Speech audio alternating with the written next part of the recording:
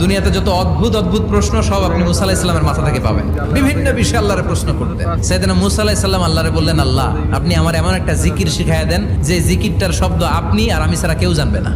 দিনে রাতে সব সময় এই জিকির আমি করব, আপনারে ডাকবো, কিন্তু শর্ত হলো এই জিকিরটা জানবে শুধু আপনি আর জানবো শুধু আমি। আল্লাহ বললেন, মুসা পড়ো লা ইলাহা ইল্লাল্লাহ। মুসা আলাইহিস সালাম কয়, মাবুদ এটা তো জাতীয় জিকির, সবাই জানে। আমি তো চাইছি এক্সেলেন্ট একটা জিকির, কারো কাছে নাই, শুধু আমি জানবো আর আমি পড়বো। আল্লাহ বললেন, মুসা এই লা ইলাহাকে যদি এক পাল্লায় রেখে দাও, তাম বিশ্ব, 7 আকাশ 7 জমিনটারে তুলে যদি তুমি আরেক পাল্লায় রেখে দাও, লা রাজাহাত কাফাতু লা ইলাহা ইল্লাল্লাহ, মুহূর্তের মধ্যে লা ইলাহার পাল্লা ভারী হয়ে যাবে।